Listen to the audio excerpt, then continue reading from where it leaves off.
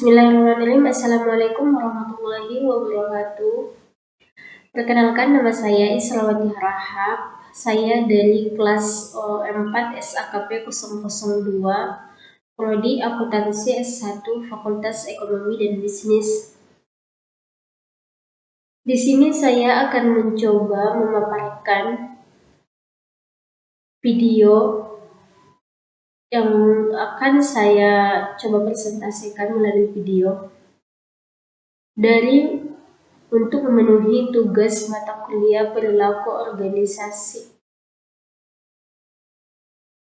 Baik, kita akan langsung ke PPT-nya. Di sini saya akan mencoba memaparkan pertemuan 6 pada perilaku organisasi yang berjudul Persepsi dan Pengambilan Keputusan Individu. Apa itu persepsi? Biasanya persepsi itu kita sebut dengan pendapat ya. Di sini persepsi adalah suatu proses yang melibatkan masuknya pesan atau informasi ke dalam otak manusia melalui pengamatan manusia. Hubungan persepsi ini akan berkelanjutan dengan lingkungan. Hubungan ini dibuat dengan indera, yaitu indera penglihatan, pendengar, sentuhan, dan perasa penciuman. Nah, biasanya kalau kita ingin mendapatkan persepsi, biasanya kita melalui dengan indera ya, yaitu indera penglihatan, pendengaran, dan sentuhan. Selanjutnya ada unsur-unsur persepsi, yaitu yang pertama itu ada pengamatan. Apa itu pengamatan? Pengamatan biasanya kita sebut dengan pengenalan suatu objek terhadap sesuatu dengan tujuan untuk mendapatkan informasi. Nah, biasanya sebelum kita melakukan persepsi atau pendapat, kita harus mengamati dulu. Dan yang kedua ada representasi, yaitu suatu wujud kata atau gambar cerita yang mewakili ide, emosi, dan fakta. Contohnya, seorang pengacara, dia akan mewakilkan kliennya untuk berbicara di hadapan hakim karena untuk menyatakan kejadian yang sebenarnya. Yang pertama, dia akan berbicara dulu kepada kliennya, kemudian pengacara ini akan menyampaikan kepada hakim ketua. Yang ketiga ada opini.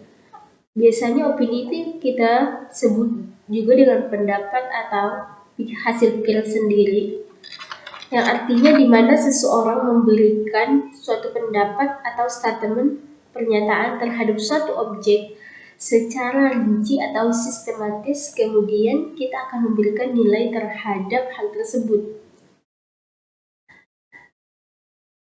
Kemudian ada yang namanya di sini faktor-faktor yang mempengaruhi persepsi.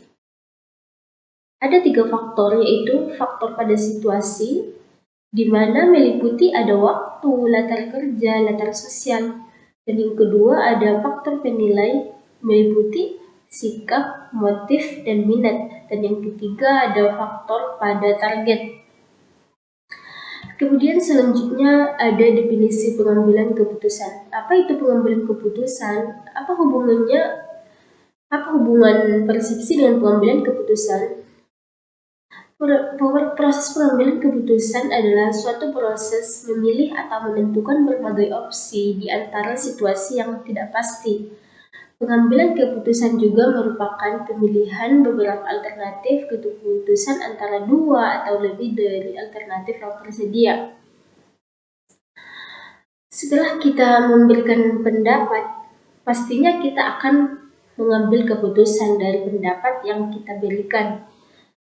Sehingga dari pengambil keputusan itu akan menjadikan beberapa kepentingan yang akan di masa yang akan datang.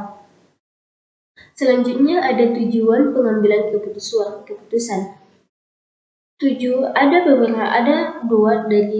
Ada dua tujuan pengambilan keputusan, yaitu tujuan tunggal dan tujuan ganda. Apa itu tujuan tunggal? Tujuan tunggal yakni pengambilan keputusan hanya melibatkan satu masalah saja. Dan yang kedua, tujuan ganda. Apa itu? Yaitu tujuan dari beberapa keputusan ketika keputusan yang dihasilkan melibatkan banyak masalah, yaitu keputusan secara bersamaan memecahkan dua atau lebih masalah yang pada dasarnya tidak konsisten. Kemudian ada yang namanya hal-hal yang harus diperhatikan dalam mengambil keputusan. Sebelum kita mengambil keputusan, kita tidak boleh dalam sembarangan mengambil keputusan, karena itu akan berdampak ke depannya, bukan hanya kepada diri kita tetapi juga pada sekitar kita, begitu ya. Di sini ada beberapa hal yang harus diperhatikan dalam mengambil keputusan, yaitu ada dua faktor, yaitu faktor internal dan faktor eksternal. Faktor internal meliputi intelektual, emosi, kemampuan, dan minat. Yang kedua ada faktor eksternal, yaitu seperti pengalaman dan dalam bermasyarakat dan pengalaman belajar. Biasanya pengalaman ini akan memberikan kita pelajaran sebelum kita mengambil keputusan. Misalnya, saya ingin mengambil keputusan, tapi saya harus melihat kejadian sebelumnya atau ke belakang, mengingat-ingat ke belakang supaya kita bisa mengambil keputusan yang lebih baik ke depannya, gitu ya. Kemudian ada di sini proses pengambilan keputusan. Sama seperti yang tadi, di sini ada beberapa proses pengambilan keputusan, yaitu mengamati, kenali masalahnya, tetapkan tujuannya, memahami masalah, membuat beberapa keputusan, penilaian alternatif, memilih keputusan, menerapkan keputusan, dan memonitor. Semua ini sangat penting saat kita ingin mengambil keputusan. Kita harus amati dulu, terus kita kenali masalahnya, bagaimana kita akan mencari solusinya, kemudian kita berikan pendapat, kemudian kita tetapkan dulu tujuannya, apa tujuan kita mengambil keputusan ini, kemudian kita pahami juga masalahnya. Setelah kita kenali, kita pahami, jangan langsung diambil keputusannya. Kemudian setelah kita memahaminya, kita buat beberapa keputusan. Jangan langsung ini keputusan saya, jangan. Kemudian ada penilaian alternatif, kemudian kita nilai apakah ini baik atau benar. Kemudian memilih keputusan, tinggal memilih mana yang untuk diputuskan, kemudian kita terapkan keputusan itu. Kalau kita sudah memikirkannya dengan baik dan matang, kemudian kita monitor setelah kita terapkan, kita tinjau, kita lihat langsung perkembangannya, kita putuskan dalam mengambil keputusan tersebut. Dan yang terakhir ada kesimpulan. Dari yang saya paparkan di atas, kita bisa mengambil kesimpulan di sini, yaitu tahap pengambilan keputusan merupakan tahap sangat penting dan panjang, dimulai dengan pengamatan tentang mengidentifikasi masalah, menetapkan tujuan, memahami masalah, mengidentifikasi keputusan, mengevaluasi keputusan, memilih, dan benar-benar menerapkan pengetahuan untuk mengetahui efektivitas dalam menyelesaikan masalah atau mengurangi masalah tersebut. Nah, di sini